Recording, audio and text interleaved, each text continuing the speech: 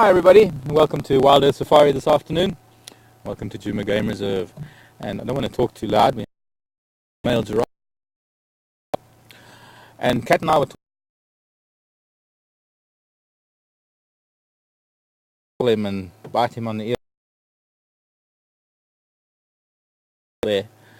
But a wonderful afternoon after a bit of rain this morning. And partly cloudy right now. It's a bit hot. Very strong. Now he goes. Now he starts moving. Waited on cue. He seems to realize that, okay, you're live now, I can carry on. There's nothing about show business. Nothing about, no. I was actually worried a little bit about his back left leg, but he seems to be walking fine. We're going to catch up with him, and we're going to watch him for a while.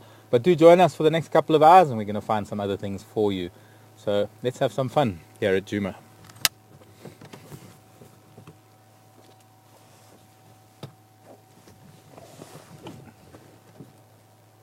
Why is the sun always brighter after the rain?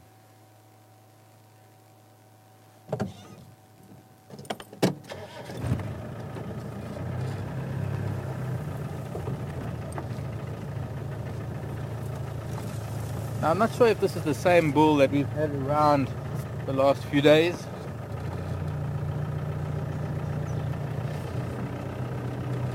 Just like the leopards, one would have to take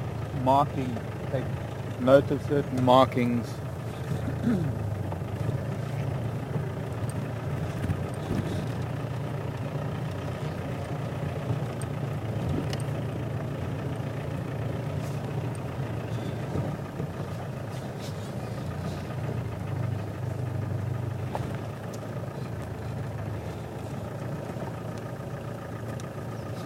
Magic old man, this in his prime, adult giraffe bull.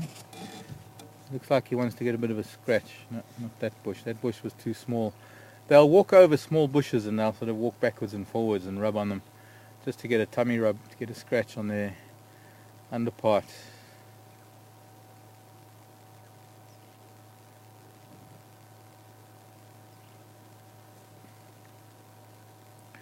And that's it. Giraffe has disappeared. Bush is moving. He's starting to feed. A lot of impala in the background. They've spread out quite a bit. None of the vultures that were here this morning are here right now. So whatever it was that they were here for must have happened yesterday. And as soon as the rain cleared and as soon as thermal started after the rain this morning, they must have all flown off, because I'm not seeing any. We will have a look once we start moving on. But for the time being, it'd be nice to just watch him and some of these impala that are grazing. Some of them picking up marulas under the marula trees. But a very nice old giraffe bull that actually quite relaxed in our presence. He does have somewhat of a swollen left leg, both front and back actually. But he isn't limping, so it might just be an age thing. As Kat actually mentioned earlier, it might be arthritis. That front left wrist joint, which looks like an elbow, but it's actually a wrist.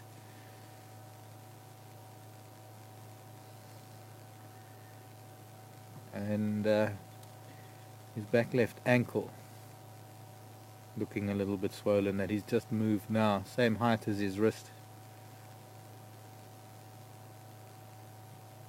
A little bit thicker than the right, but obviously not bothering him much. There's always a little bit of calcification in the giraffe's joints and in their bones as age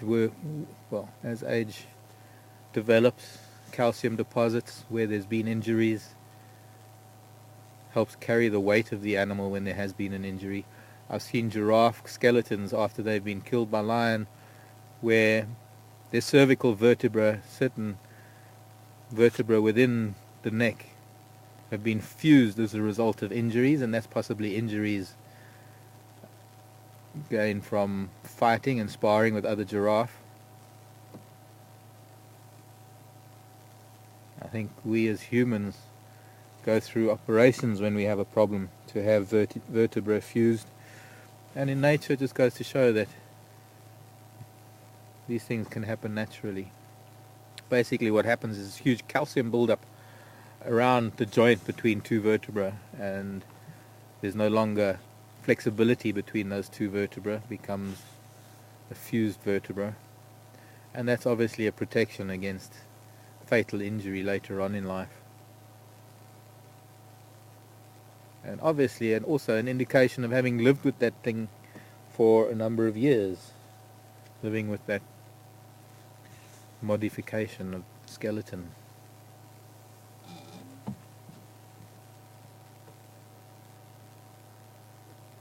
It's interesting to note how different it is for different mammals to be able to reach different parts of the trees. For those of them that browse, for those of the animals that eat on leaves, we call browsers. And we look at two different animals and how they've evolved. You look at the elephant that has developed this very, very large head, but a very long trunk, prehensile trunk, to be able to reach food because it needs a bulk diet, but obviously requires more of a brain and other interesting adaptations to the skull for communication. And then we see the opposite in the giraffe, which is, instead of a very long prehensile feeding apparatus, a very long neck, and then of course a very small head on top of that, to be able to feed just as well, not just as much, but to be able to reach a particular level, what we call a trophic level, that is quite unique to the giraffe. And short of elephant pulling that tree down, nothing else is going to be feeding on the leaves where the giraffe can feed.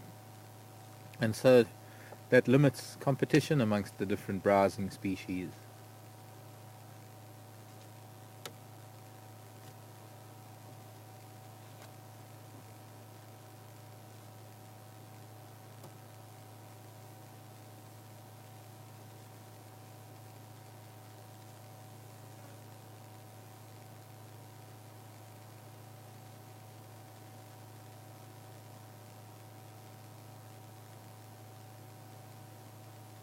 Yes, I'm still here.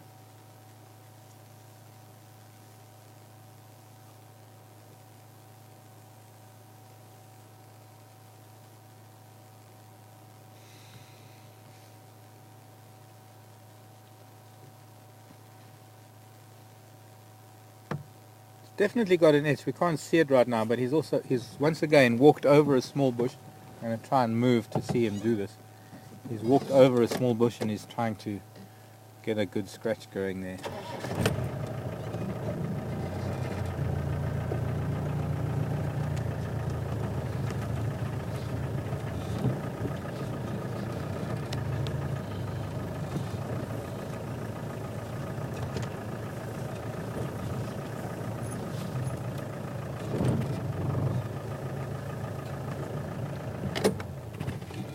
I don't want to be the raisin bush. I mean, no, it's not a raisin bush. I mean, it's an apple leaf. It's a young apple leaf.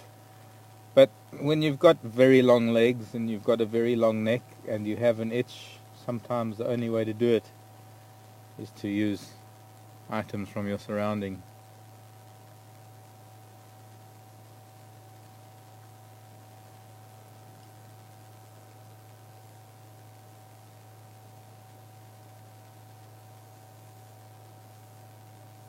I guess it's not working for him right now.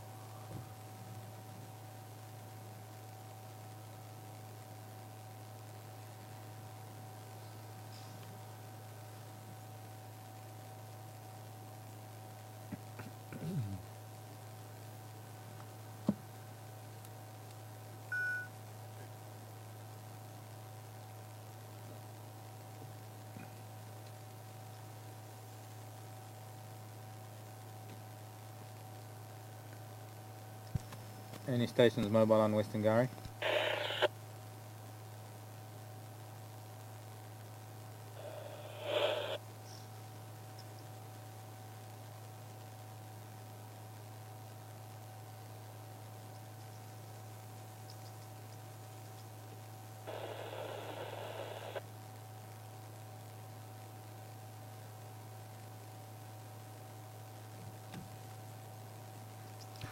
Not copying at all, but if you're interested, there's Dlamiti on Western Edge of Quarantine.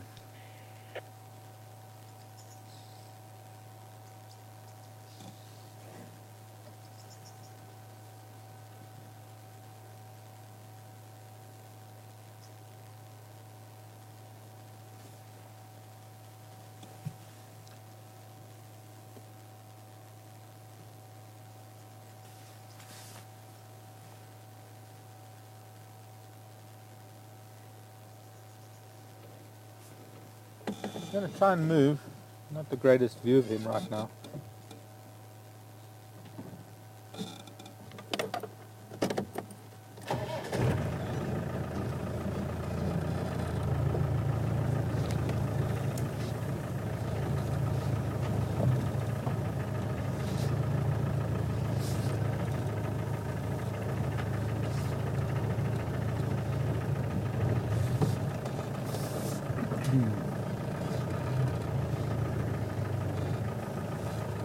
Well, we're not going to get a much better view than we've had. It is getting a little bit thicker where he's getting into.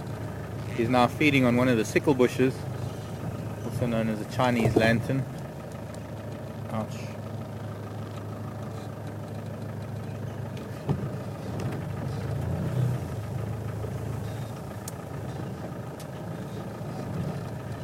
But quite interestingly, not really concerned with us moving around at all. And that is in itself quite special. We sometimes don't get the chance to see giraffe, they move away.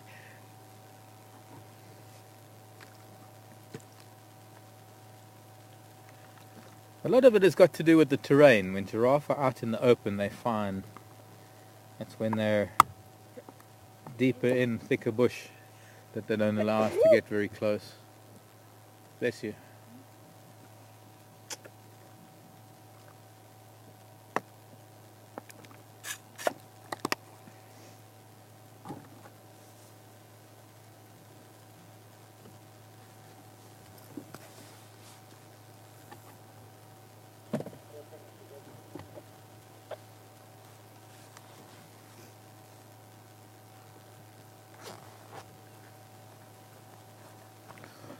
I think we're going to leave him be. Let's take a drive. I'd like to get out to the eastern side of the world, go through the Mulwati, follow the Mulwati a little bit, see what's been around.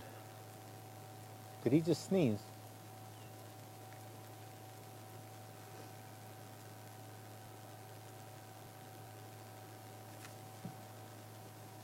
Heard some sort of noise coming from him. Yes, he did. He just snorted.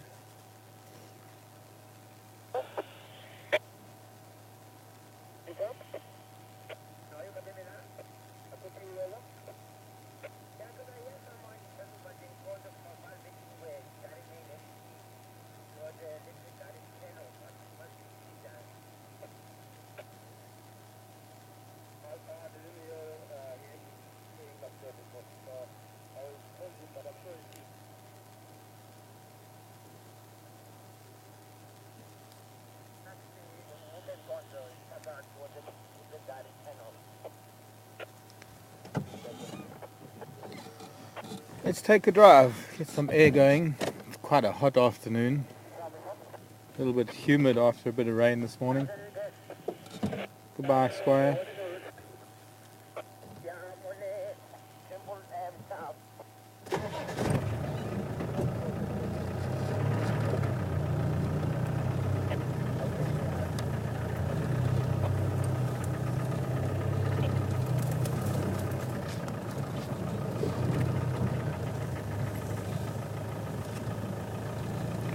Welcome back, Texan.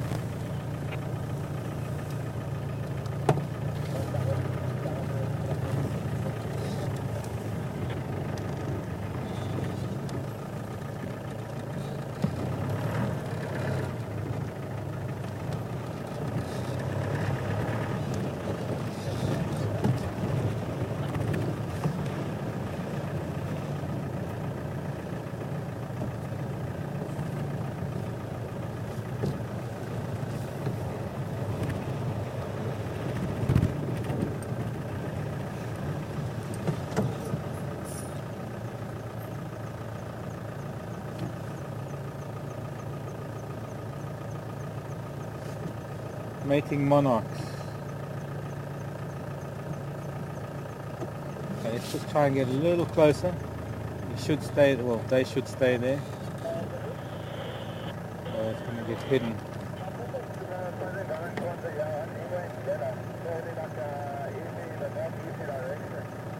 Hang on.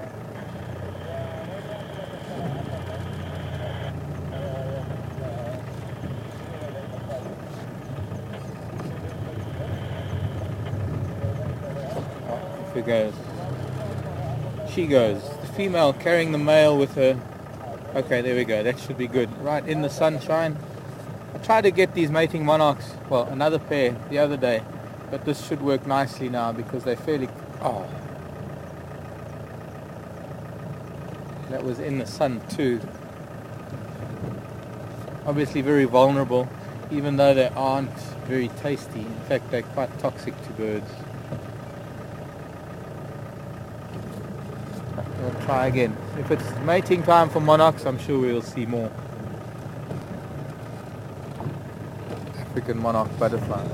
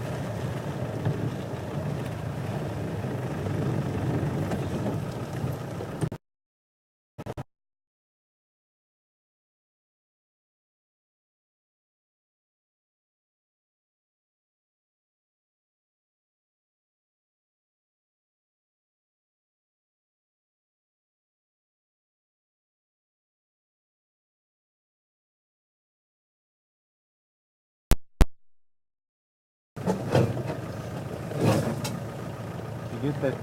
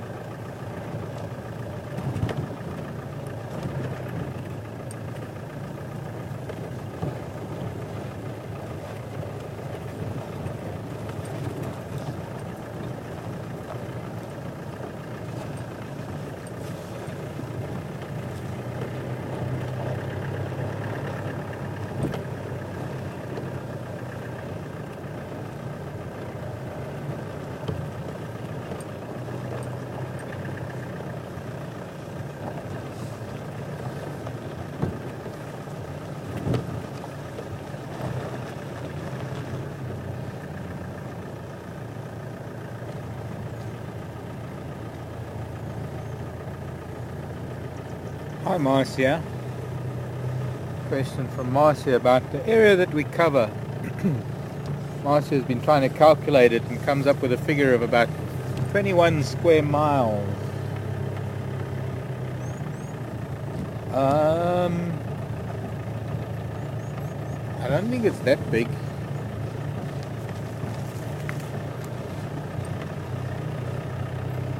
It's about 2,000 acres, Marcia.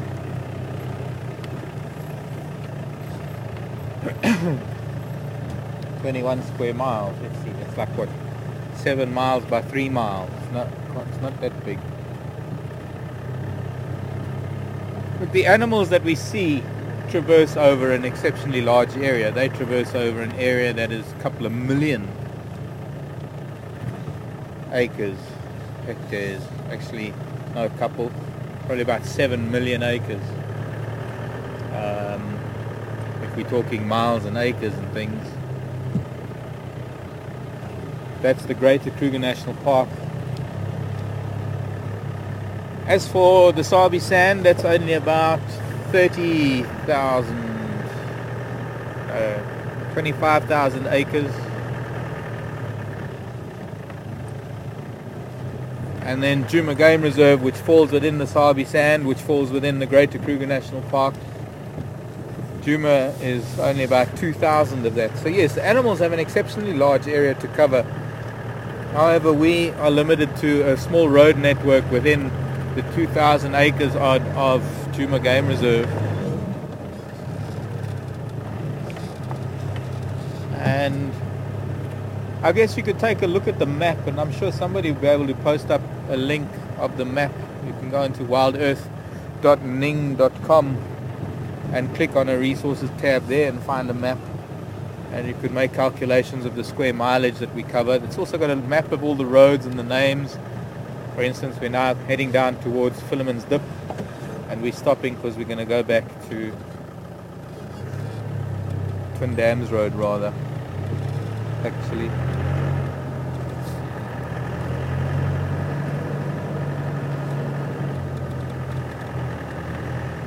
Something I wanted to do before I made this turn, and I wasn't thinking because I was talking, and we often do turn down that way. But I think we'll go down to Twin Dams Road. It's a hot day down on Twin Dams Road. It runs along the edge of the drainage line that we call the Mulwati River, and a lot cooler down there, taller trees, shade. Being a hot day like it is, likely to maybe find some more things down there than we will up on Weaver's Nest Road.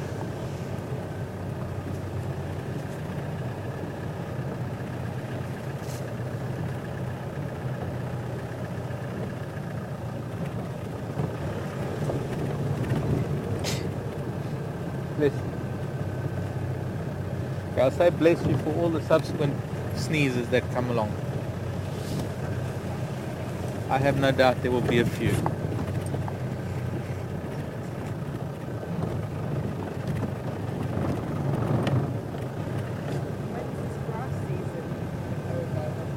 Oh, but then the grass season stops and the dust season starts. So if you've got hay fever, you're never going to win. Go back to wet, cold England. You get hay fever there too. Eat honey. You had some of my honey. It's my honey. My honey. Hunny. Honey.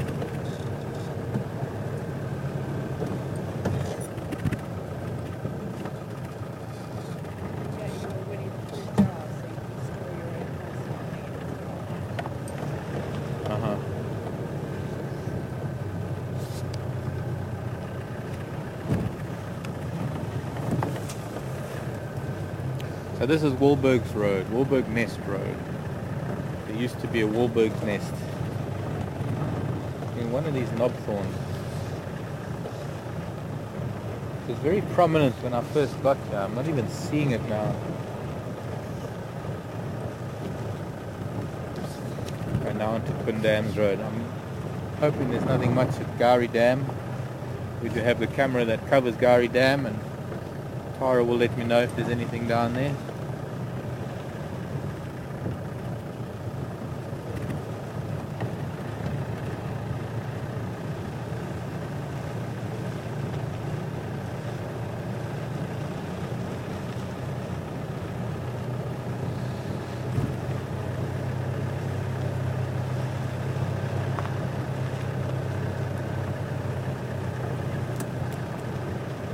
Our resident buffalo wallowing in the dam at the moment. Probably a couple of hippo too. Lily trotters, Egyptian geese.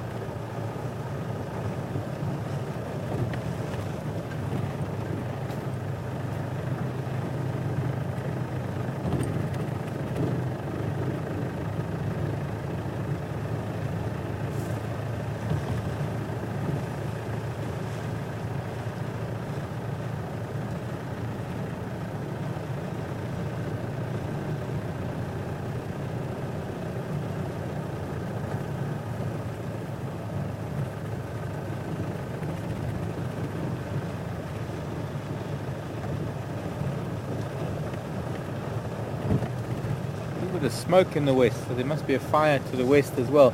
I'd say that the rain that we had this morning put out whatever fire there was to the east. Didn't manage to find out any details about that fire just yet.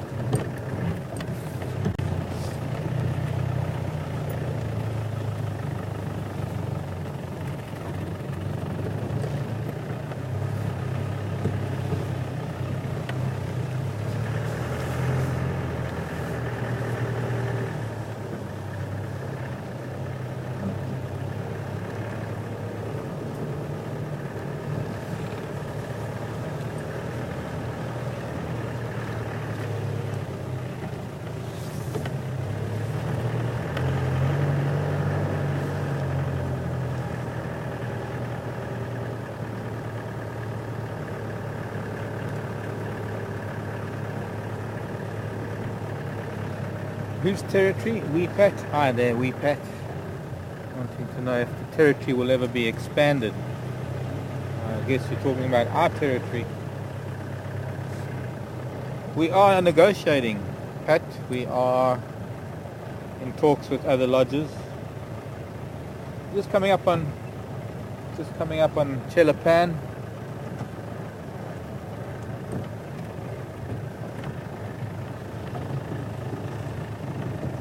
Getting very green. Not sure whether that's algae or duckweed, but probably algae.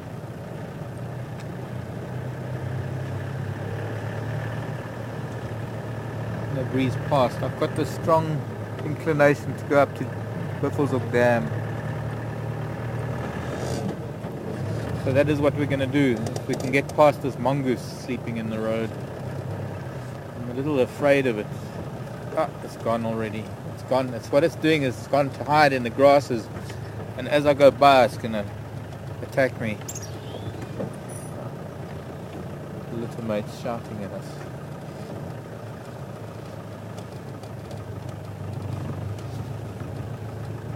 Oh, and a squirrel.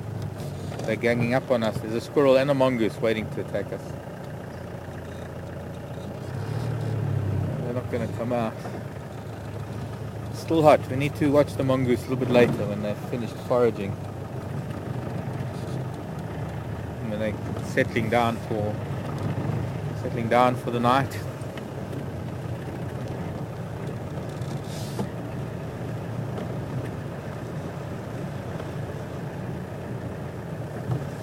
Excuse me, hornbill. Thank you. And starling. Thank you. No, good. Yes. Climb away, not into the road again.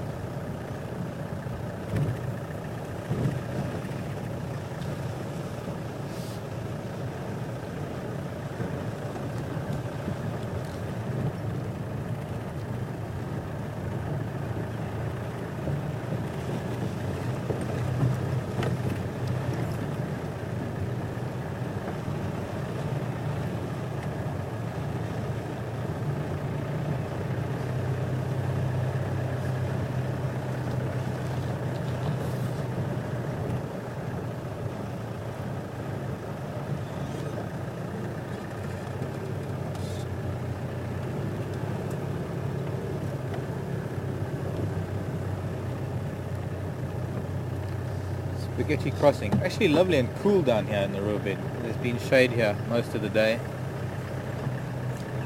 Still a lot of moisture just under the surface of the sand. This is where I expect a number of animals to be spending the heat of the day.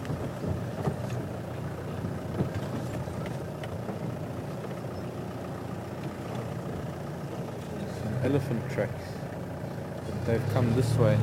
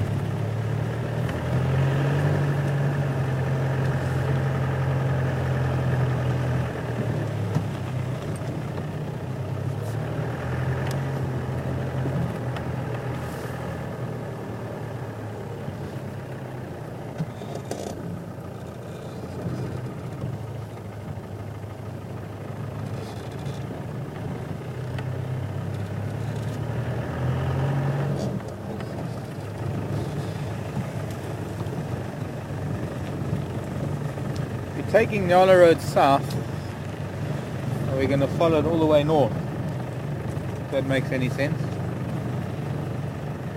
Oh, a little goshawk that just chased a couple of birds.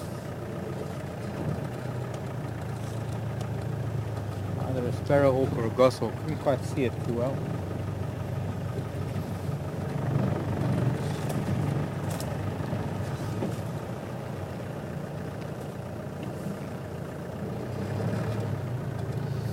Unit tracks from last night. Not much else.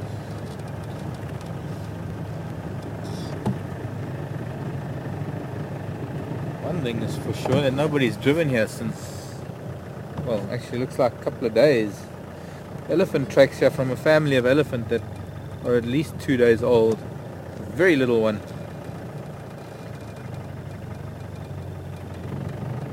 And a very big bull too.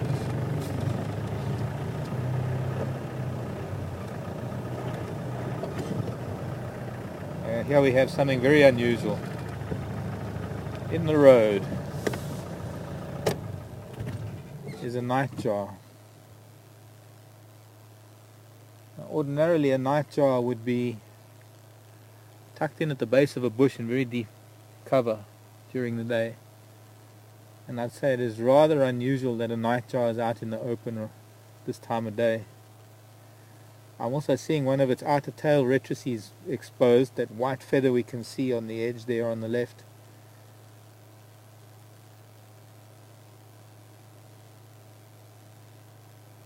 I'm curious.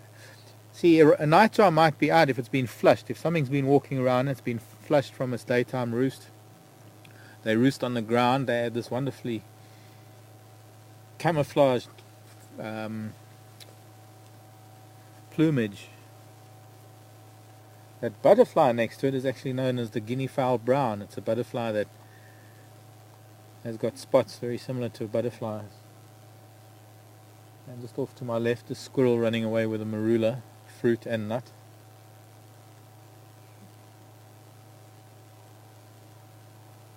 This doesn't just go for the nuts, he's got the fruit as well. I need to have a look and see if this nightjar is okay.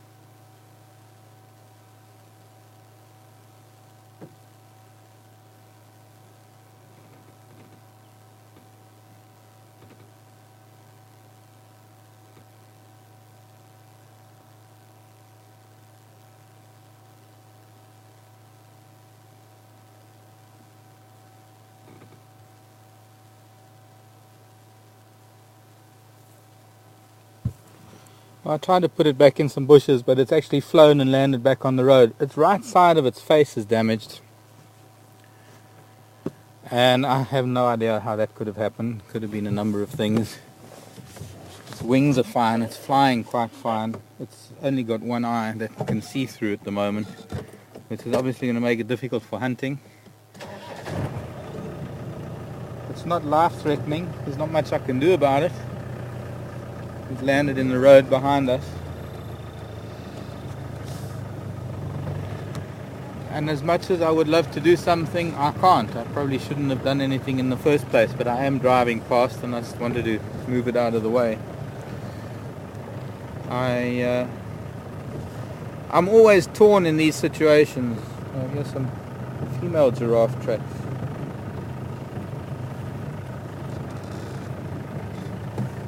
But my head knows better than my heart under the circumstances, and we are in nature and we should not really try and play God.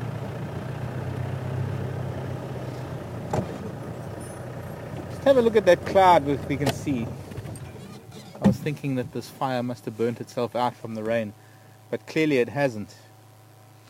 There's a mushroom cloud that we can see, and that is the condensing moisture because we've got a lot of green grass that's burning. That's way up in Manyaleti by the looks of things. Could even be further. But that is a cloud that is developing out of the steam and the smoke that is rising from a fire at this time of the year. That's not a natural cloud. It's the moisture from all the green grasses and green vegetation that is cooking.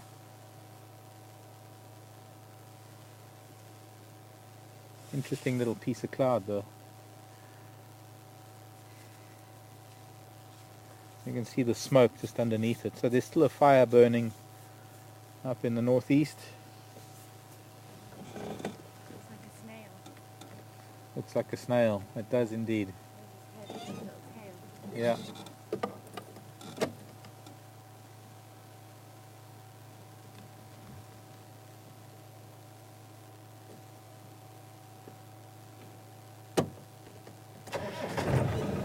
And we've seen the likes of Safari, mother of Karula, the leopard who has only one eye, and she seems to hunt perfectly well. I've seen one-eyed lionesses in my life. I've seen one-eyed buffalo. I've seen one-eyed giraffe. Animals lose an eye every now and then.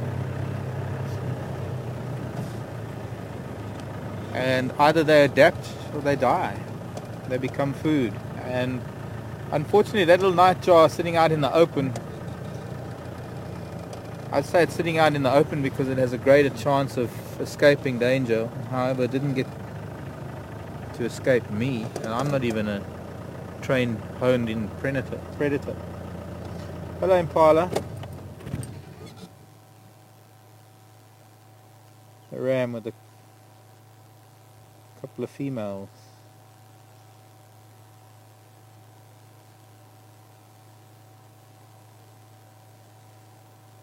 Three females, one yearling and one new lamb. Not exactly the best habitat for them.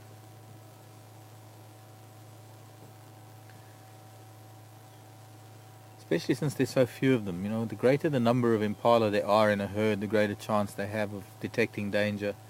And that's when they're out in the open. When they're in this kind of terrain, a leopard can get so close to them so easily.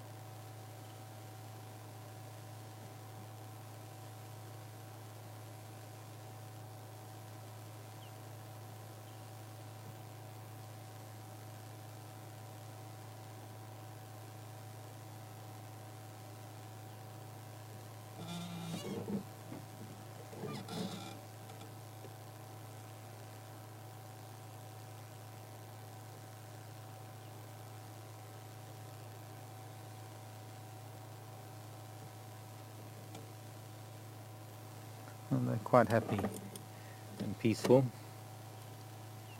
Let's move on and see what else we can find.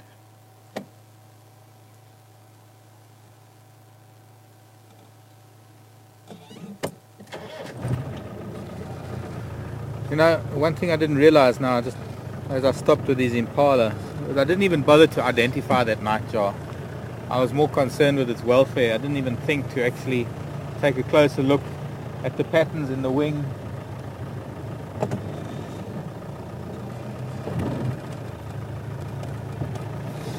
And the white on the tail.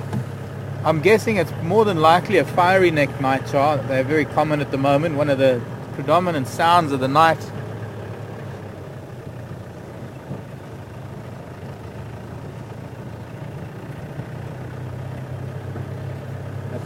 I heard last night, the nights before that, when I lie awake sometimes in the middle of the night, there's a chorus of fiery necked nightjars.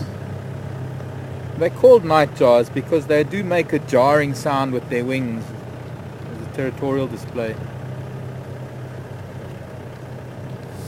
And they do that at night. They're the same family of birds as the whippoorwill in the States, or the frogmouth. Group of birds known as the Caprimulgiform. Genus Caprimulgus. Maybe someone can look it up for me, get a definition for me. What is Caprimulgus? What is the derivation?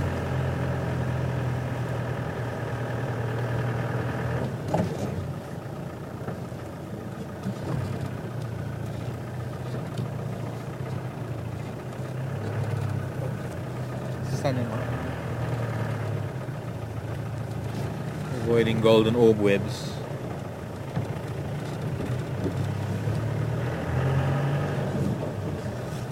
One of the features of the Caprimulgiform is a very, very wide gape, their mouth. Now the gape of a bird is how, I suppose you could say, how wide they can open their beak. And they've always got these fleshy parts on the side of the beak. And the nightjars can open their mouths wider than most birds. They've got an exceptionally large gape, but they've also got a set of whiskers so that they curl around the front of their face on either side of their beak, and that helps them catch insects in mid-flight.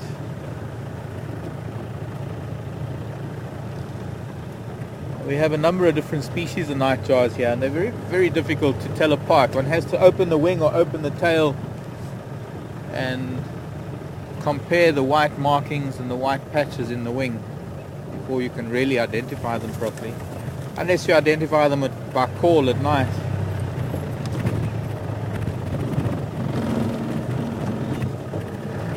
And sadly, their hunting methods are to sit in the road at night because it is open. They will normally sit in any open patch of ground, maybe an eroded area.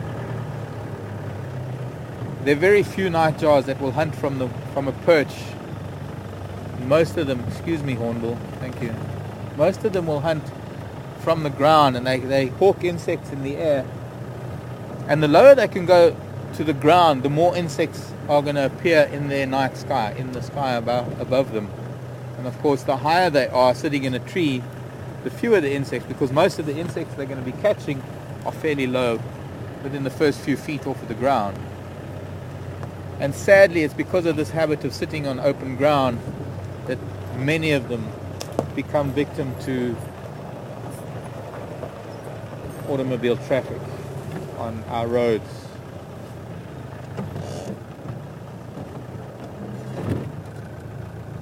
We're now crossing Central Road, making our way to Buffelshoek Dam on Nyala Road North.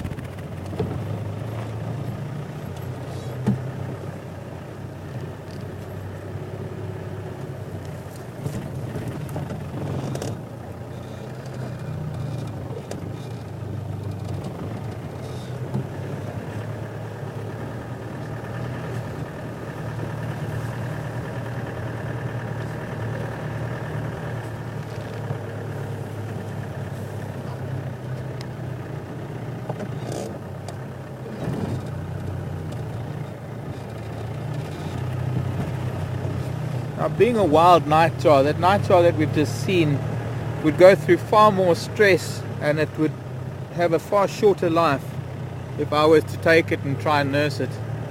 I don't think there's anything that can be done for its right eye. It seems completely closed. And I don't know if anybody's ever tried to help birds, but quite often the stress of capture just kills a bird before any injuries will kill it.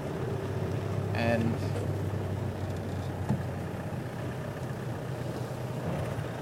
no, there's no life for a bird like that being kept in captivity. I mean, if I'm a wild animal, I'd rather die wild than live in captivity. I have to be honest with you. That's my opinion.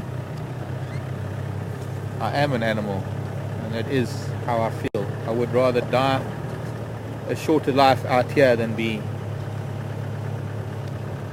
living a longer life in captive confines of concrete. A lot of elephant dung here, a lot of elephant tracks. Family groups. Try and get an idea how fresh it is. Not very fresh, at least a day or so old.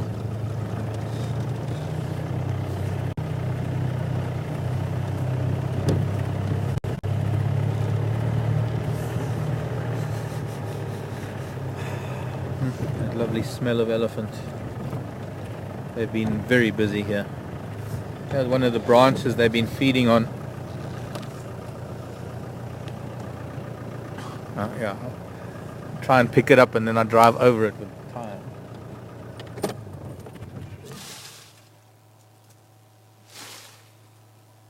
Roundleaf teak. The only part of this tree that they use is the bark. But I want to show you. You can hear how dry these leaves are. It's been quite a hot day. It wouldn't take very long for these leaves to get as dry as this, but it's at least a day that they have been. And all the bark from this fork in the branch all the way down to the base where it's been broken off has been systematically chewed off by an elephant as it turns this around in its mouth, chewing off the bark. And it's this time of the year that we're going to be seeing a lot of the roundleaf teak being utilized. Now where we get up to Gwaripan Road, where this road meets the next road, there's going to be a thick roundleaf teak patch, or a thicket of roundleaf teak.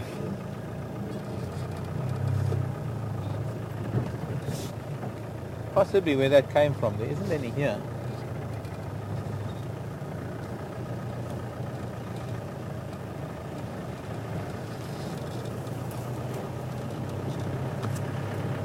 Who knows, we might find some elephant feeding there. What I've noticed over the last 2 years is they only utilize that area for a very short period of time. And they give it an entire year to regenerate these by short I mean 4 or 5 foot long branchlets to get to the bark. You go to areas further west from here where there are no elephants, and the roundleaf teak actually manages to develop into full-size trees, the size of some of these jackalberries, really beautiful trees. But I think the largest roundleaf teak we've got here is probably only about 8 to 10 feet high, because it has been fed on and utilized so frequently over the years that all it is this multi-branched bush rather than a single stem tree. And that is because elephants farm it. Elephants utilize it. They know that they need it. They know that they can't destroy it. And they'll only break parts of it off. They won't destroy the whole plant. So they can come back the following year to feed on the same plants and get the same nutrition out of them. Elephants do know about sustainable utilization.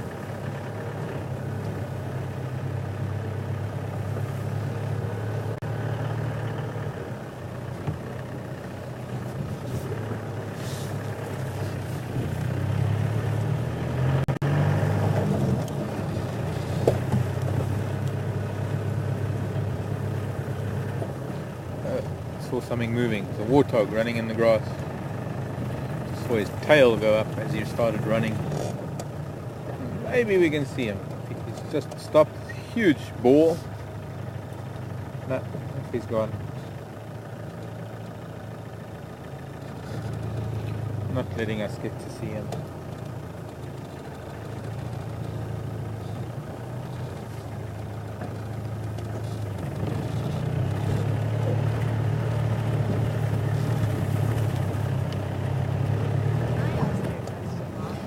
Can you ask me a question?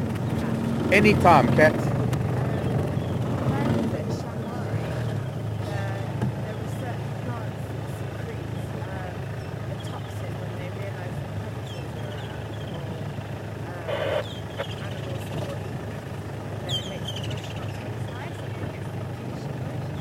Yeah. Okay, that's a very good question actually. Kat just asked a question. And before Kat came to this part of the world, she was in the Eastern Cape at a place called Shamwari. And the question from Kat is, when she was there was a plant that released a toxin when animals were around to stop animals from feeding on it. And what Kat wants to know if that happens here or if there are plants here. What I do want to show you is we just passed most of the forest of this very low round-leaf teak. Here's one on the termite mound. The leaves are looking a little bit wilted at the moment because it's starting to get dry. And from here heading south, there's quite a big stand of it. Now, roundleaf teak here in the Sabi Sand is one of the dominant tree species, and as you move further north from here into the Timbavati, the roundleaf teak is replaced by Mopani. And Mopani has a very similar growth pattern, but it's not so much the growth pattern as much as it is how it's modified by elephants. And where they don't have roundleaf teak, they will then utilize the Mopani in the same way. Instead of going for the leaves, they go for the bark, and they keep cropping them sort of elephant height level so that it's continually branching out to provide these little saplings with bark to feed on, rather than the bigger trees that have a very rough and harsher bark. Now if we look at this roundleaf teak, it's a fairly innocuous plant. It has no thorns. Let me just move up a second. Hang on, let me go and get one.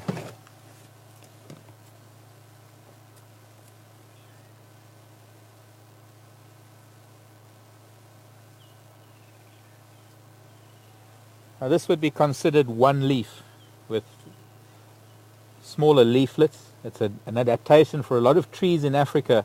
Instead of having a very large surface area that is likely to desiccate very quickly, it has smaller leaflets that are able to perform the function of photosynthesis a lot easier and a lot better in this hot and dry climate. This one isn't very round. It's been eaten by something, but this would have been a round leaf. None of these actually are looking very round, but it is known as the round leaf teak. But yes, a fairly soft leaf. There aren't any thorns on the tree at all. And one would think ordinarily that this would be a very good plant to eat for animals, but it isn't. A giraffe will browse on it for short periods. Kudu will browse on it for very short periods. But essentially it has already got a very, very high tannin level within the leaves. And that means it is a little bit bitter to the mammals that do browse. And what Kat was asking is, do we have a plant here that has that kind of a defense mechanism that she heard about back at Shamwari? And if we look at something a little different, have I got anything near me here? Well, there's a knobthorn, that slightly taller tree just behind us. The knobthorn, any of the acacias, the sickle bush just here on our left, but that's going to be into the sun. I'll talk about it as we're driving because I do want to get to Buffelshoek Dam. Now, any plant that has a physical defense, like a thorn or a spine, I mean, here's an acacia. We can get a close-up of the acacia with its thorns. Not only does it have very tasty leaves that are very low in tannin, very tasty bark, it exudes a resin that is very tasty. In fact, that one is leaking resin, probably from a bush baby that harvests the resin in the dry season. which is why the resin is built up and it hasn't been eaten. But this is a plant that has a modified leaf that we call a thorn. That is a physical defense against animals feeding on it. The round leaf teak doesn't have thorns. It doesn't need any physical defense because it already has a chemical defense. And so it is with a lot of these plants, and you'll find that all over the world it's very much the same. But most evident here in Africa, where we have such a variety of animals that browse on trees. Now, before I carry on, I'm going to pause here and digress slightly because it's time for a flower for the ladies. I'm just going to poke the nose of the Land Rover in here because, once again, here is a dwarf coral and I'm only seeing them now. I've only known of a couple of plants here on Western Gowrie, and here's one right ahead of us, probably one of the tallest I've seen. Beautiful red of the dwarf coral, Erythrina humina. The erythrinas are all known as coral trees. They all have this lovely bright red coral colored flower and a trifoliate compound leaf. And this particular species is not very common. There are only a few specimens here in Western Gowrie. This is probably about the 4th or 5th of this plant, specimen of this plant that I've found. And if they're not flowering, you don't see them. They just become so inconspicuous amongst all the other plants because they're so small. They don't grow much taller than this. They don't grow into proper trees. Are we getting some of that color? Considering I've just got purple and green. Really, really pretty. The seeds are also pretty. They're also coral red with a little black arrow, known as lucky beans, but they're toxic.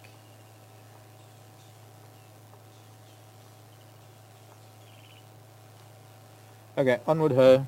Buffelshoek Dam is calling. I think we might have missed the elephants now because I've been dawdling. Here's a buffalo thorn, by the way. Very thorny because these leaves are very tasty. Just to continue, very shiny, tasty leaves. It's got to have a physical defense because its leaves are palatable. A very strong difference between palatable and edible. There are a number of things that are edible but not palatable. Of course, everything palatable is edible.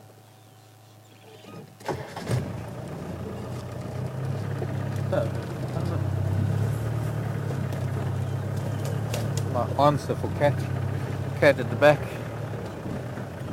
So basically what happened was, over the years of the millennia that mammals diversified and browsers started I'm trying to think of how to put this in words. The diversity of browsers became a threat to the plants that they were browsing on, and so as evolution works and everything has to adapt to changes, the plants that were being browsed on had to adapt to the changes of more mammals browsing on them and feeding on them, and that is how they developed thorns and spines. It's thorns on the acacias that have become modified, or rather that have come from modified leaves, the same as the buffalo thorn. They're modified leaves. The things like the spike thorn, the sickle bush, they're all modified branches that have become spines. Strong physical defenses that initially perhaps discouraged mammals from feeding on all of these plants. Here's another one, the zebrawood, Dalbergia, also has very sharp spines. But as the plants developed these sharp spines and sharp thorns and these physical defenses to stop mammals from browsing, the mammals started developing thicker tongues and thicker lips, thicker palates to be able to deal with it.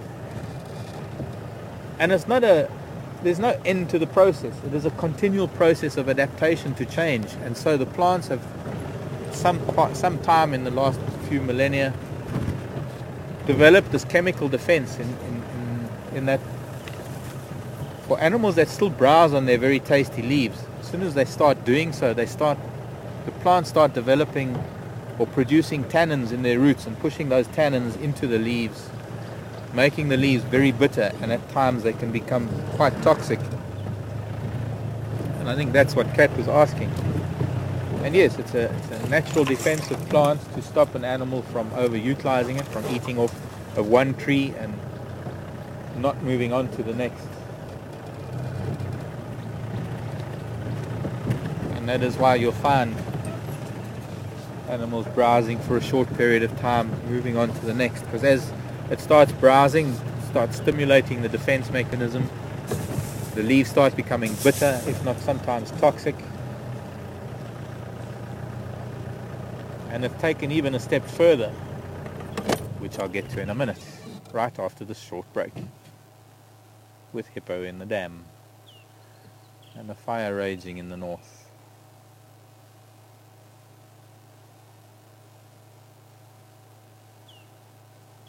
Okay, I'm a little bit upset with the elephants. They were supposed to meet us here.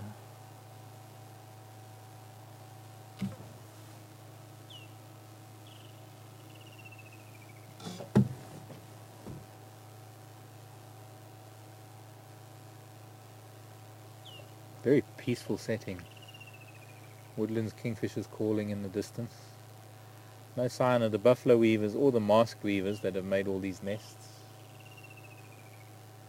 Yet they'll all be back towards sunset.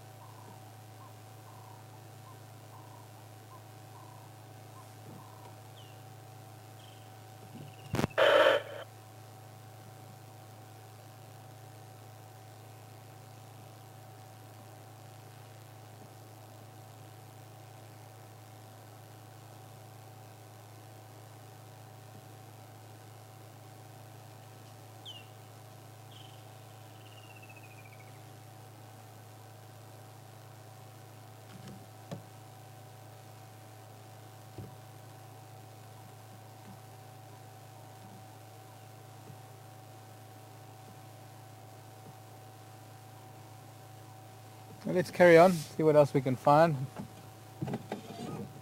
I think we'll go around this way, going on to Buffels of Cutline and take it up to Cheetah Cutline.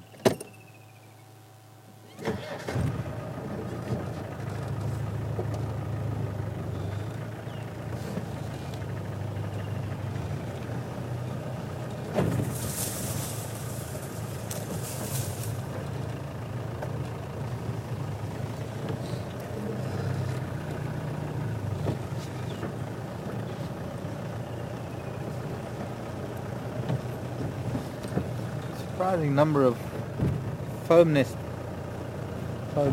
from frogs.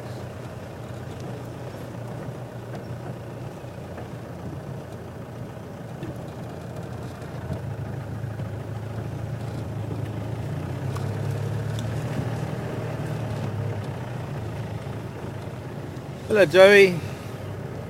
Speaking of thorns, Joey wants to know the English name for the wachabiki.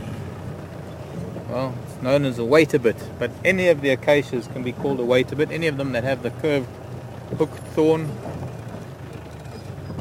A number of the different acacias have a curved hooked thorn. Even this buffalo thorn could be considered the waiterbit.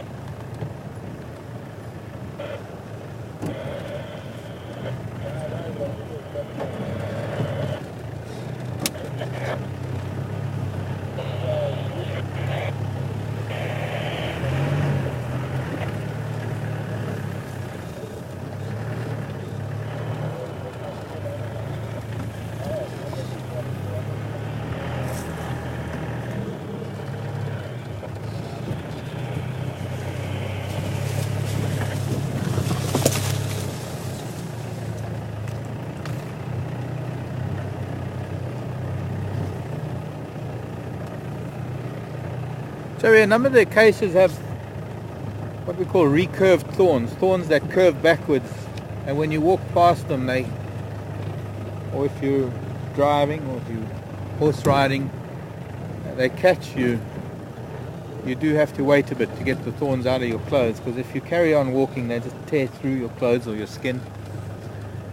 A little bit different to what is called the hak and stick, which is hook and stick, because there's a hook thorn and a straight thorn, and they're two plants. The buffalo thorn is one of them, and the other one is one of the acacias known as the umbrella thorn, the Acacia tortilis.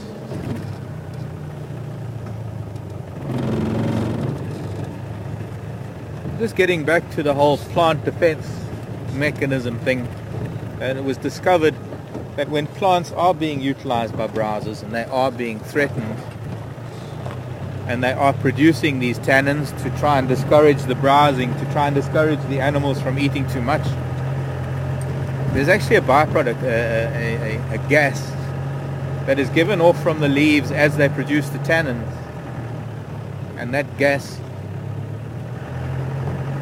is inhaled by plants downwind, which then stimulates their defense mechanism before the animal even gets there. And that's sort of a type of communication between plants, if you could believe it. Yeah, that's what I'm That's what you were wanting to know. Yeah. Anything you want to know, Kat. If I don't know it, I'll look it up. And actually that goes for everybody watching too. I think the gas is called ethyl. E-T-H-Y-L. I think it's a type of ethyl gas.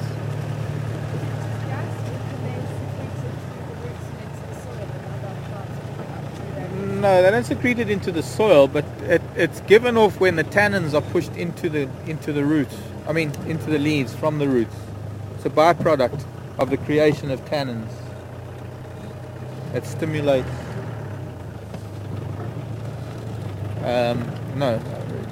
After the stimulation of tannin.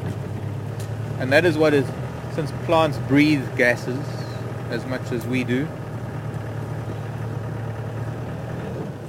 In fact, we wouldn't be able to breathe if it wasn't for the gases that plants breathe, since they take in carbon dioxide during the day and produce oxygen through the process of photosynthesis, etc., and respiration. Bubbles of cut line.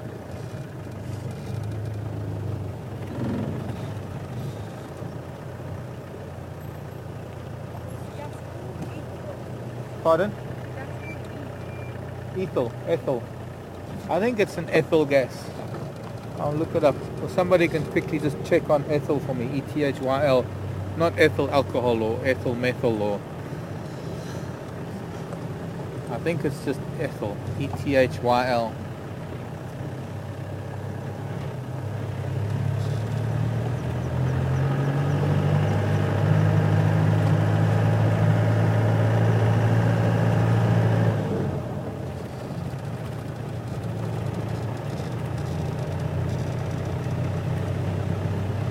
Ethyl or ethyl.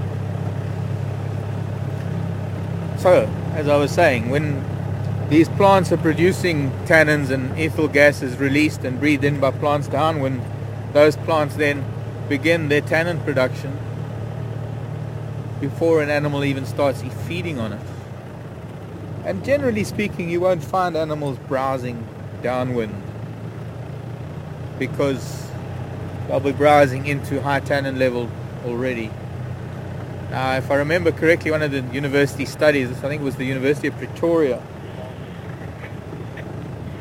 found that tannin levels can increase several 100% within the first 15 to 20 minutes of an animal browse. Now, what can happen from an animal browsing on leaves that are too high in tannin is that they can actually die with a full stomach, because tannin, as you all know, is used in tanning and waterproofing of leather, and I suppose essentially what that does is it kind of tans the lining of their stomachs, and they can't extract nutrients out of the food that they take in. And this was all discovered by a game farmer finding all these kudu dying with full stomachs. This was back in the 80s, I think it was. Because I can remember guiding in the mid-late 80s when we first discovered this, when it was these papers were first released, and it was great news to us. Speaking of kudu, here's some kudu. A kudu cow. Hello, lady. 2 females. I'll just stop here. I'm not going to get too close to them to chase them, but just watch them crossing this little open area. There was an old mud wallow here that's dried up.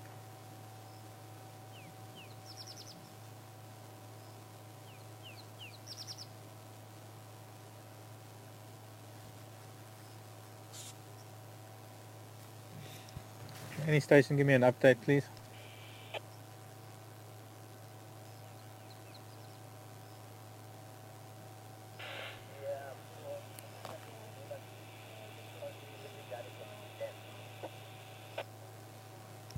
Okay, copy. Thanks, Ephraim.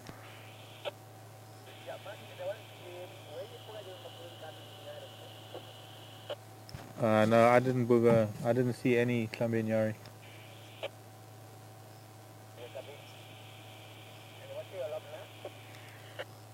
Buffelshoek cut line just been past Buffelshoek Dam. There's a lot of Mkonzo here from Buffelshoek Dam heading north. Yeah, that's for Hlambenyari, but it's a couple of days, I think.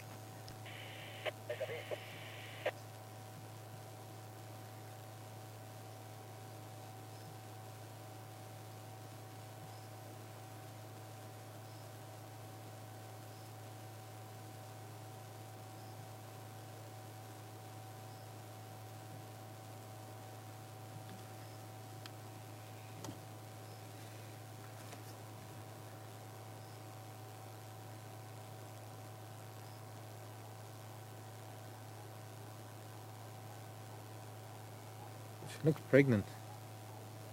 Close to popping.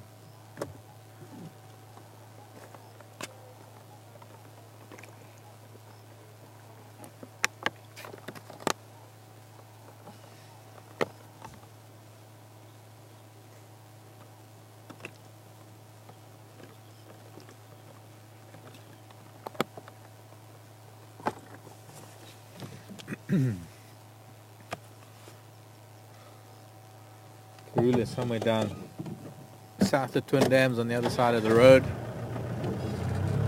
Might be an idea to make our way there as the sun starts setting.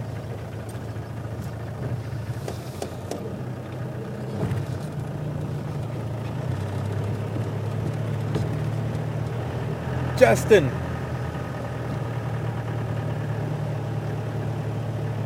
Just in case she comes back over the road.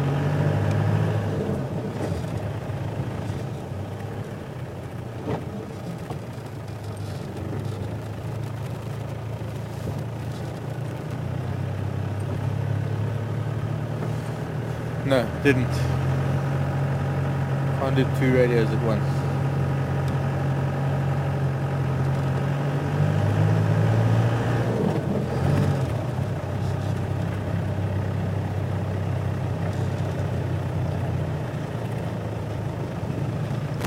Please repeat your last message.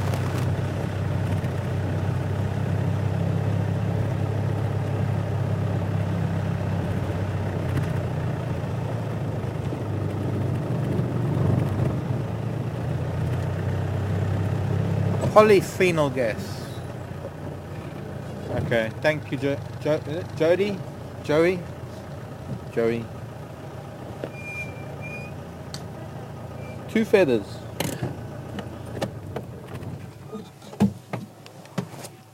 Ouch. Which one do you want? The little one. The lilac-breasted roller feather? Yeah. Ah, okay. What's it worth to you? I don't know. There's a gift. Wow. There you go. This is pretty too. It's a... Oh, you want it for your hat though, don't you? No, That fine. looks like one of those eels in the sea. What do they call them? One of those eels in the sea. Yeah. I saw them when I was A diving. moray, a spotted moray. Yeah. Mm-hmm. Okay, I would never have.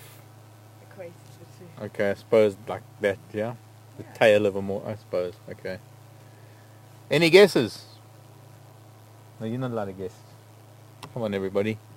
Tell me what feather that is. I'm just focusing so we don't.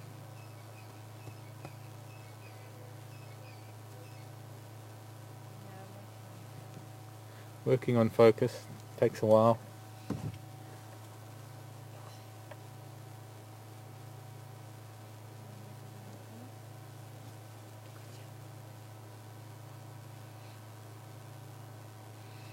We've seen Mission in Duna, and Karula for that matter, hunting them at night. If I'm not mistaken, when I was away, I think Induna caught one, didn't he? No, you went here. Tara?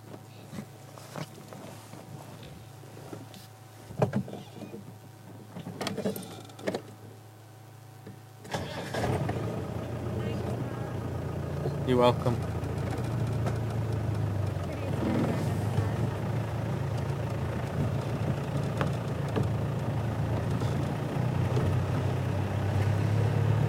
Must be, because it didn't happen when I was here.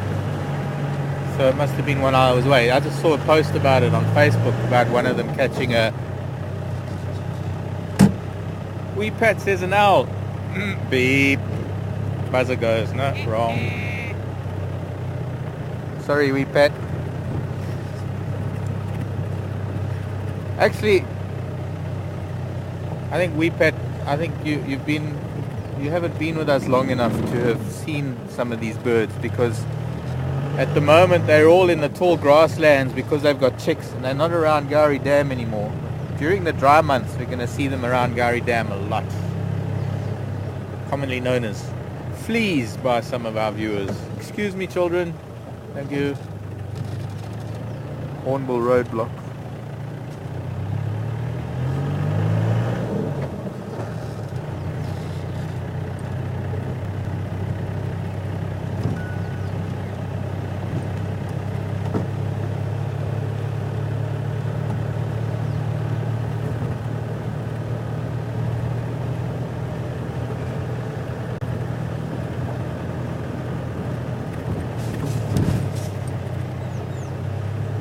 Peggy. There you go, Peggy. Guinea fowl. Only bird we have with such a big feather and so many spots.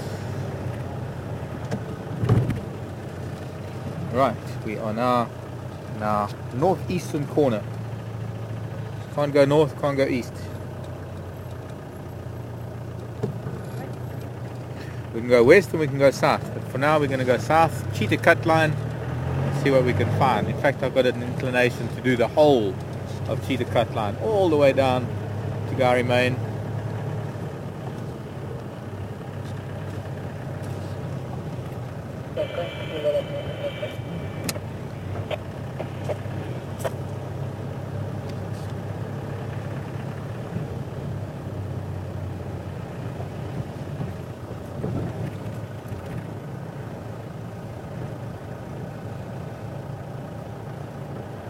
Aha.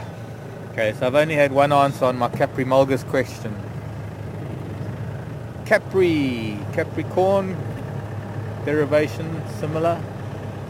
Capri coming from the word goat. Mulgus,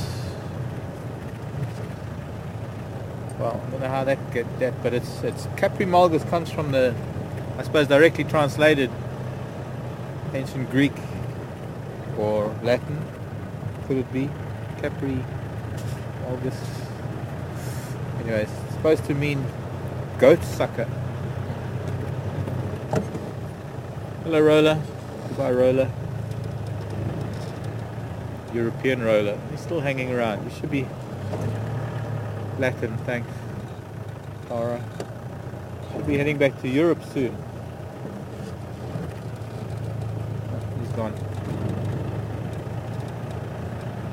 Latin, Capri Mulgus, goat sucker. I guess that's because, I don't know, maybe they thought with such a wide mouth they suckled goats. Who knows? No, I'm serious. As funny as it might sound, you cannot believe what ancient people thought. I wonder why there are footprints on Cheetah Cut Line. It's not a place that anybody does nature walks.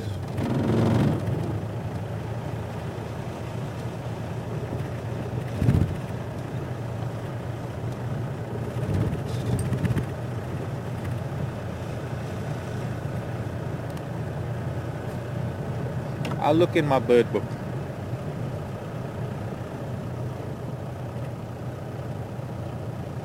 Thank you, Pat. Pat Williamson also came in with helmeted guinea fowl.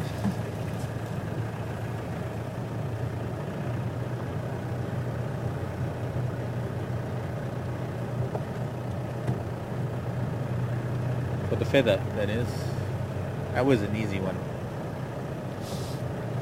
In fact, I forgot, because when we stopped earlier, and I can't even remember what it was we were stopped for, I saw another feather in the road that I was hoping to pick up, and I forgot. Completely forgot.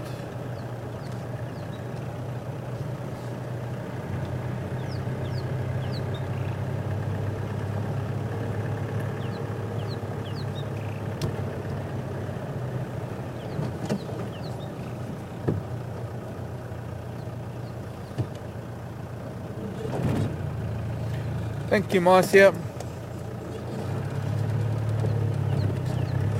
Just confirming that she just read it, that ancient people thought that the Caprimulgidae, the Caprimulgiforms, suckled goats.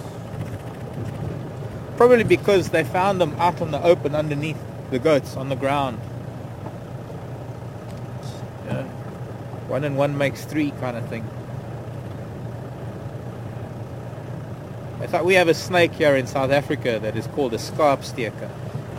Now, if you directly translate that, it comes out as sheep sticker, because it was believed, farmers believed that these snakes bit their sheep. Of course, they didn't.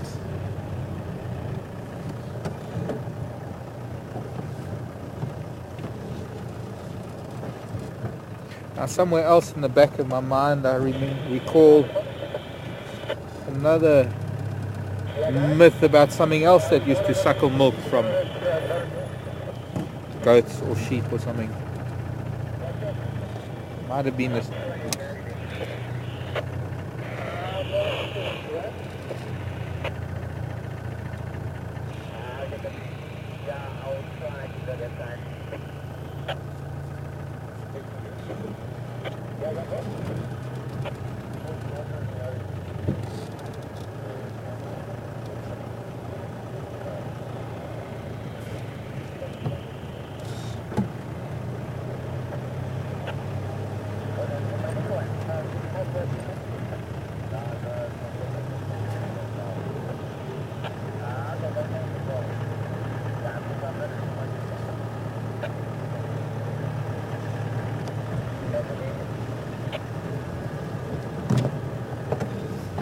Question from Penny.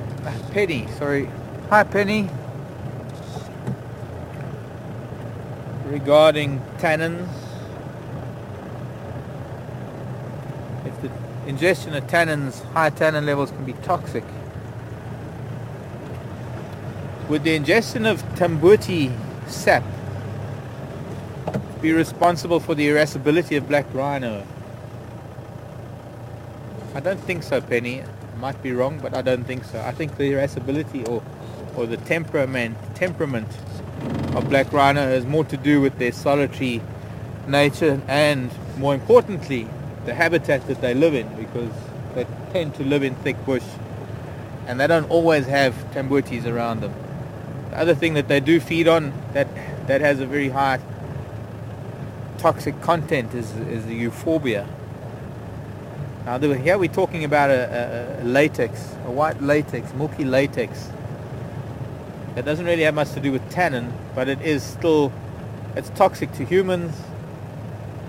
Yet some animals are able to browse on it quite safely, the likes of black rhino. I've seen kudu and giraffe eating tambuti. They're not irascible, they're not temperamental. But one does find that a lot of the animals that live in thick bush, that are solitary, tend to have a lower level of tolerance for the likes of us human beings. Old leopard tracks, big male. Huge big tom leopard.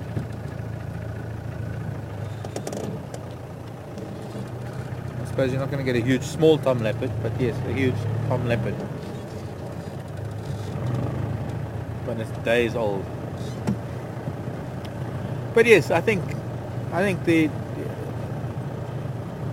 the habitat is more to blame for things like bushbuck, leopard, black rhino being a little bit more temperamental. You see, when you're living in thick bush and danger is upon you, it's right there next to you. You've got to react very quickly. And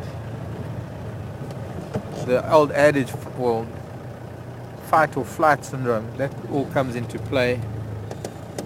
I'm just looking at leopard tracks now. Now, if there was rain this morning, there are leopard tracks here that don't show much in the way of disturbance other than a car having driven over them.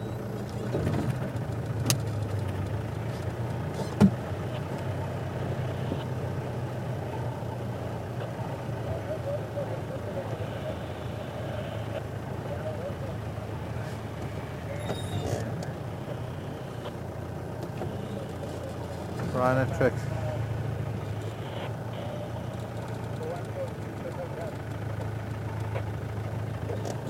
Oh.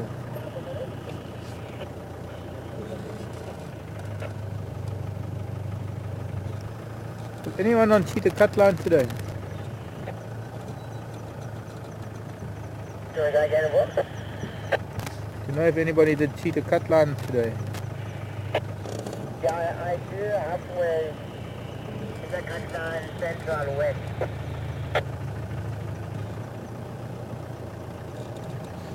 Did you see any Mkonzo for either Ngala or Ingwe? No, that is what?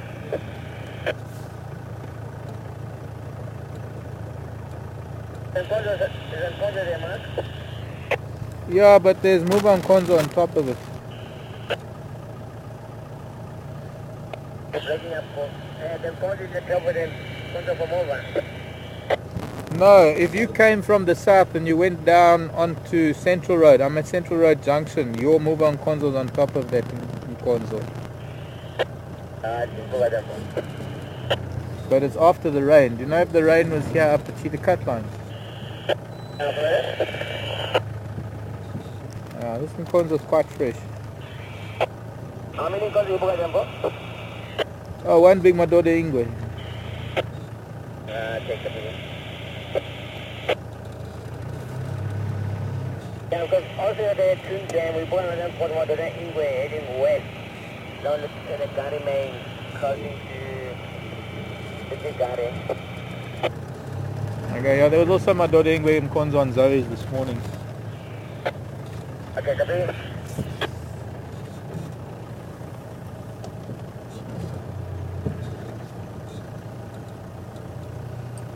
It's quite fresh, this leopard track.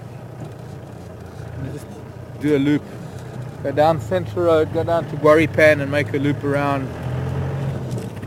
He might be in Torchwood, but let's go and have a look nonetheless. Actually, I haven't been keeping track. Maybe this is, no, this isn't Pipeline.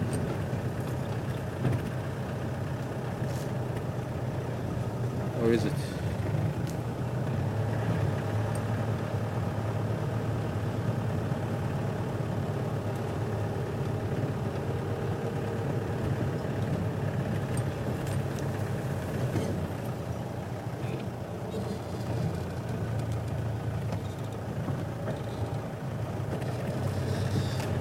When I'm talking too much, I lose track of how far I've gone along a road.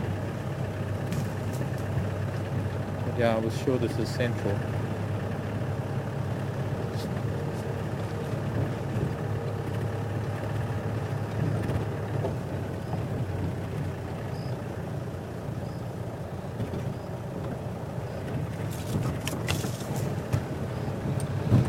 This could be Mvula.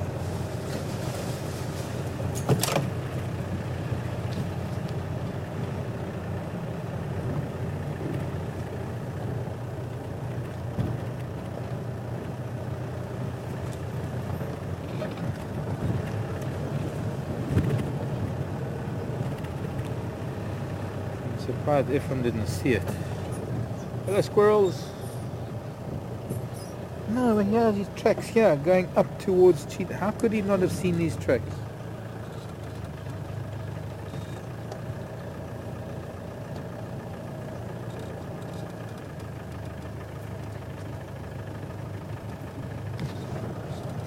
Just going to Central Junction down here and see if I can see anything further.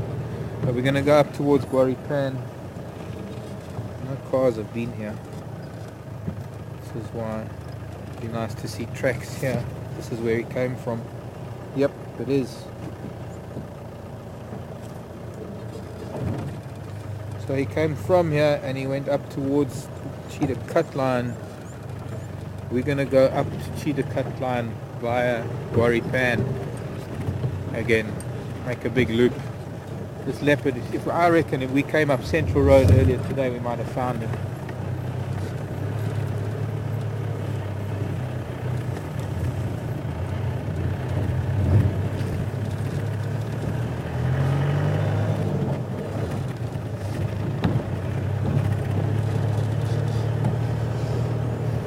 Only problem is that he was west heading east at first, up on Central Road going up to Cheetah Cut Line, and then he seemed to turn south a little bit, north, up towards Pipeline Road. If we go up to Pipeline, you might be able to see, but it looks like he might have headed into Torchwood, if that's the general direction he was taking. Hornbill, thank you.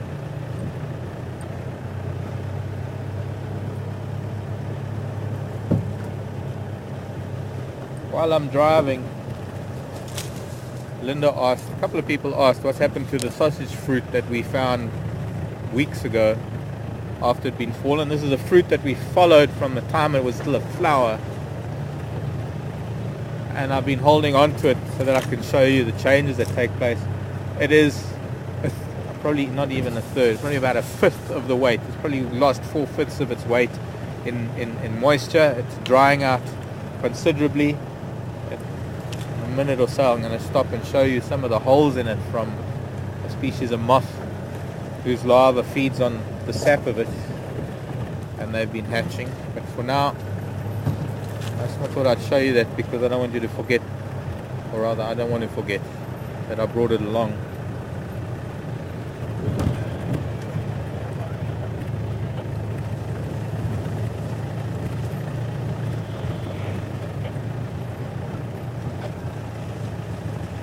Franklin, move your chicks.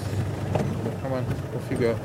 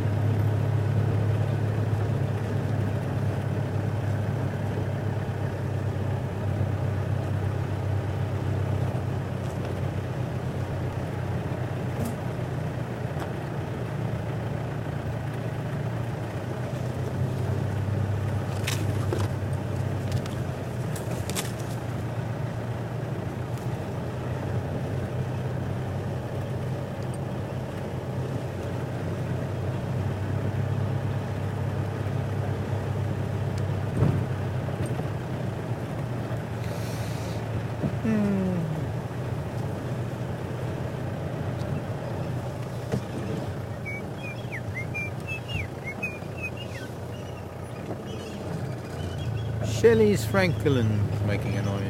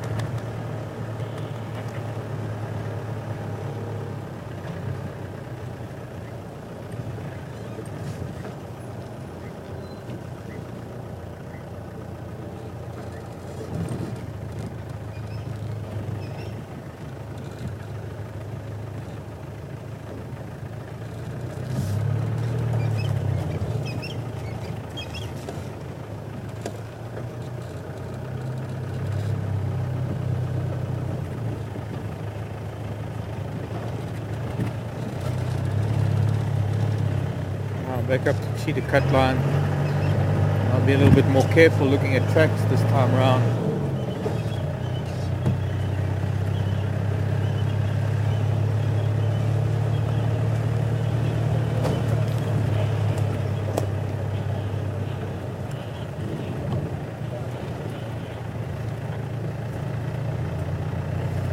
Thing is, at the moment, without, well, short of the leopard walking on the road, I think we could forget about finding him.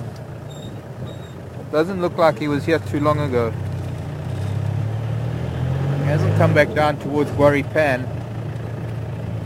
They either headed north or east or northeast into Torchwood. I'm hoping that he's come back out onto the road on Cheetah Cut Line. That's the optimist in me.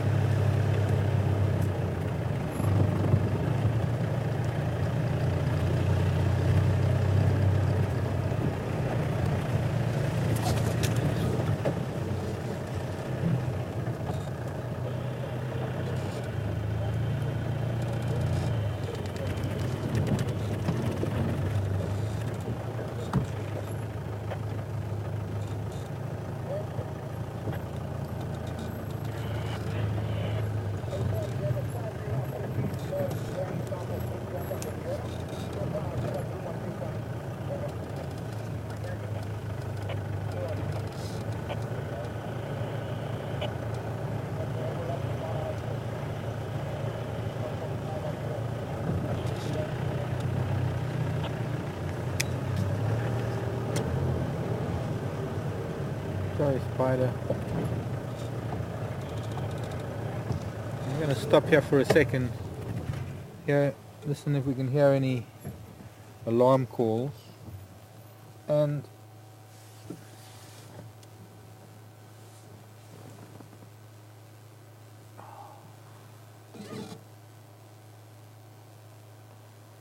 a little bark spider that's fallen into the vehicle. Actually, I'm just going to go forward a little bit and put it in this tree. Shame, she's scared out of her whoop. Scared. There you go. Make a new web. She'd only just started making a web for the evening.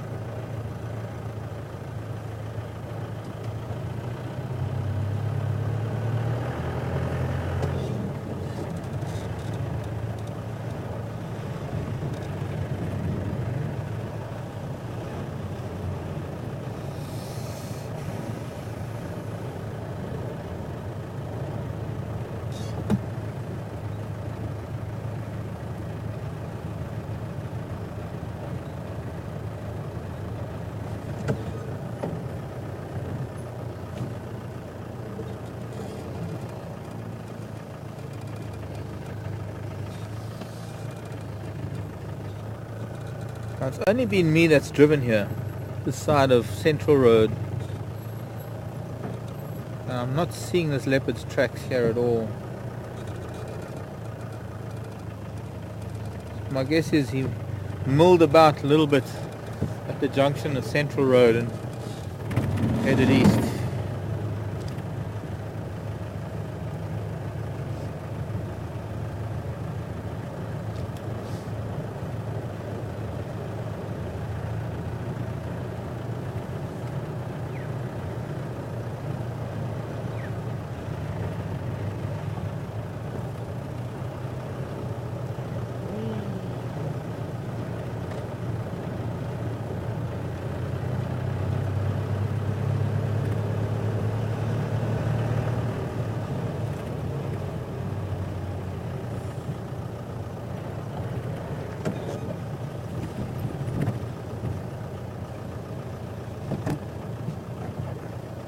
Yeah, there's his tracks now.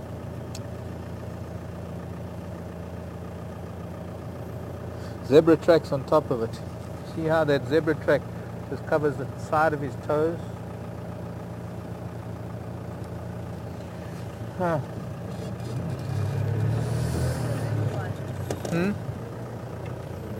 That's a civet. Oh well. Let's get on to Gowrie Main. We'll make our way toward Pindam. Might have a bit of light just to see if Karula is going to pop back over onto our side of the road.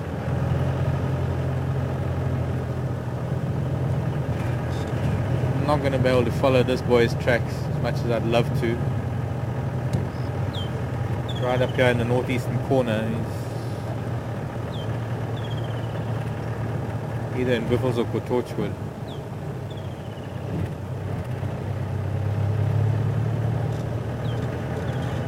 My guess is that it would be Mbula. It's certainly a large enough track.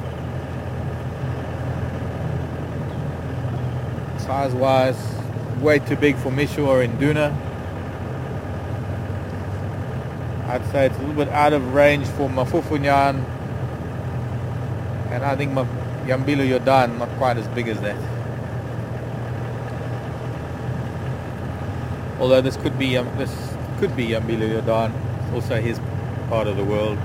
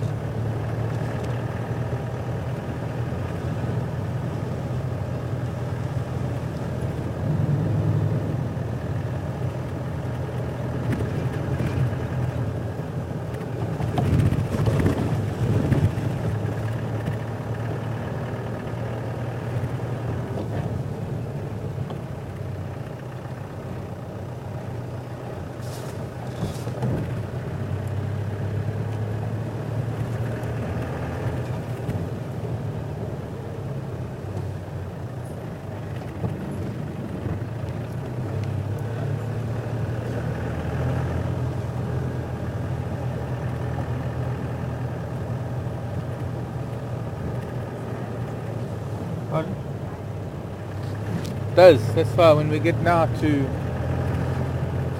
Leadwood Road, we'll get to see it. It is very pretty. Storm clouds. We just missed the sunset, I'm afraid.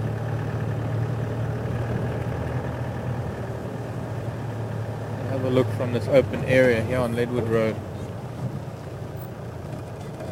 Elephants that have been here recently, this afternoon in fact, and they've all crossed over.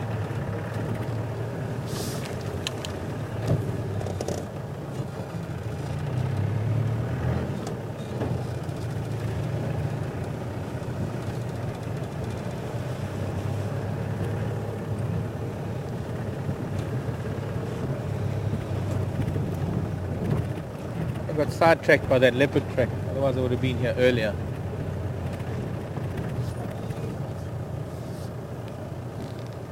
A little glimpse of it.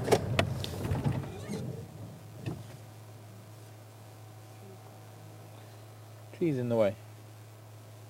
I'll push it over quickly. Yeah.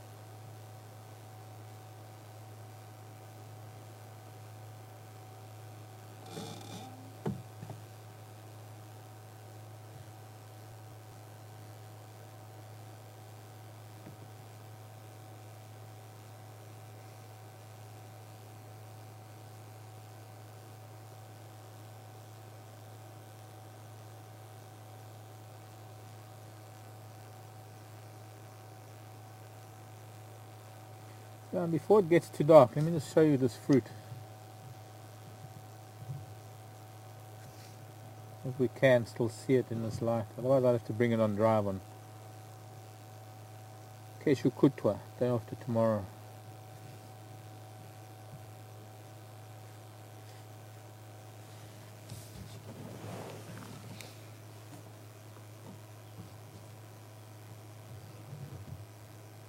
You can see how wrinkled it's getting as it's shrunk considerably. And I don't know if you can see some of these little caps that can open up. Some of these where there are tunnels, silk line tunnels that go into the fruit. Actually, this is coming out. These are adult, either moths or wasps. I'm not too sure. I have to be honest. I can't really tell which they are. Here's another one. Many of them, in fact, more than one can even imagine, because they're quite well camouflaged. They're just these little round caps that the adult has cut open. That's why I think it's more likely a wasp that has the jaws to be able to do this. And the larva must have fed on the fruit, on the sap of the fruit, and then emerging as adults. But that's the sausage. The sausage that we found. There's a little patch here. That was a bruise, a very bad bruise where it had hit the ground when it fell off of the tree. And very soon I'm going to cut it open for you. I'm still letting some more of those larvae develop. I should put it in a plastic bag and see what comes out of it.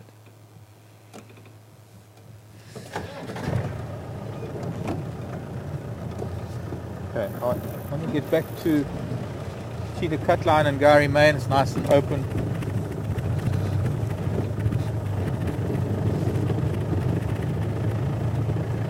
These last moments of daylight that we have.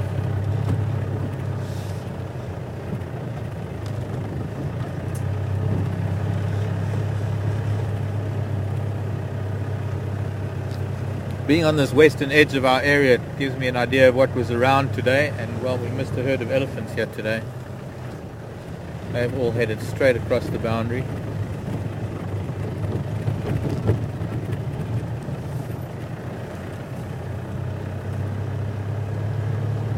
I wanted to see what's over this little ridge.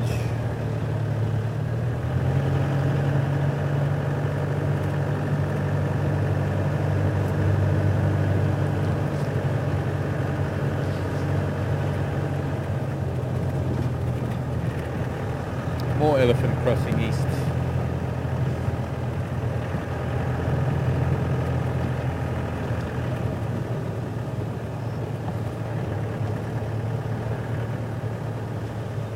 I'm supposed to find an elephant today for a friend whose name is Ellie.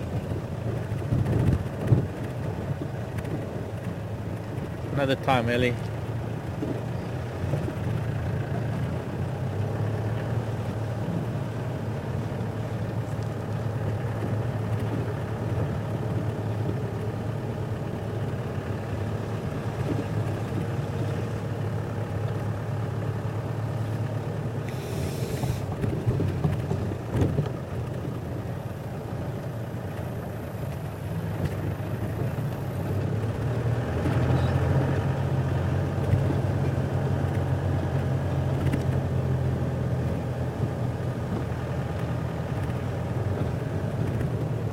Here's a nice view of the sky.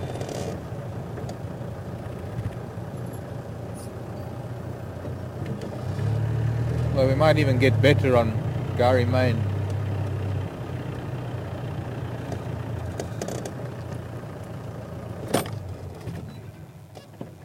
Post-sunset glow.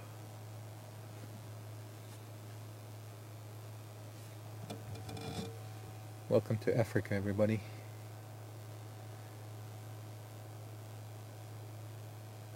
From whichever corner of the planet you may be watching. And a new moon, beautiful new crescent moon. 2 days old, I'd say. Must have been new moon 2 days ago. That would account for this cloud and rain that we had today.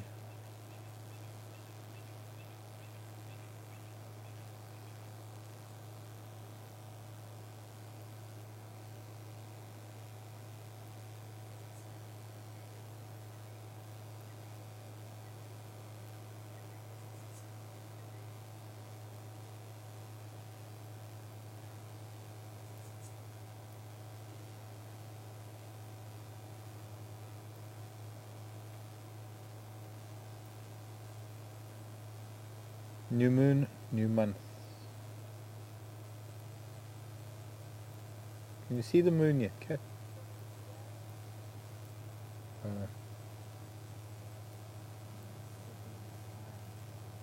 Pardon?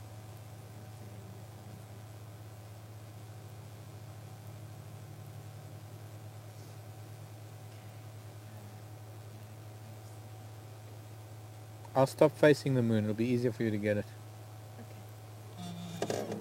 We'll go past the old hyena den down here.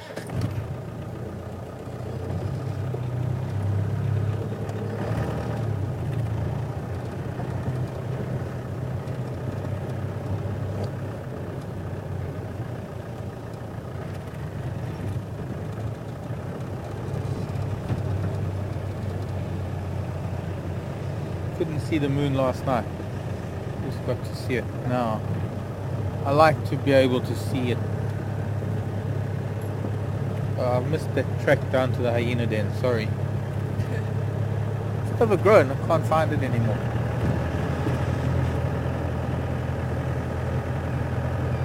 We'll see the moon from Gary Main instead.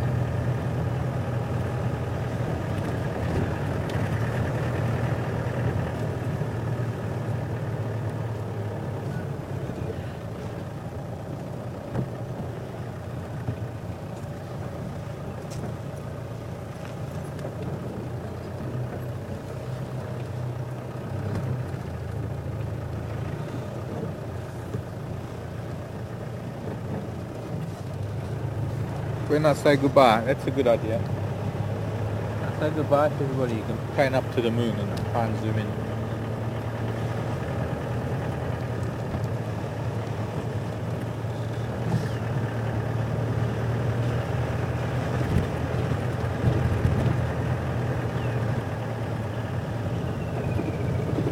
I think I mentioned something about new moon the other day with those elephants, thinking that it must be around new moon, and it was a nice way to start a new month, spending that time with the Ellies. Did I say something? Remember?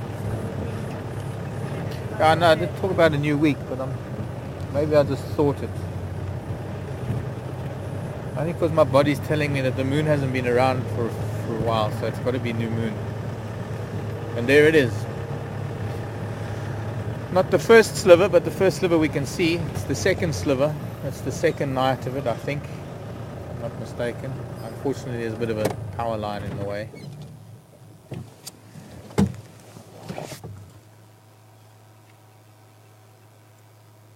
having said that, we'll see it shortly.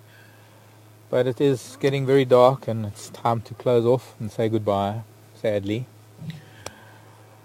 And you will be very happy to know that Tara will be back with you tomorrow morning, Tara and Herman, and look forward to a drive with them for a change. My name is Mark. Kat's been with me on camera. Thank you for joining me this afternoon, and thank you for the questions. Been nice chatting, and been a nice way to pass the time, although we didn't see too much. So from all of us here at Wild Earth Safari, we'll see you tomorrow. Bye for now.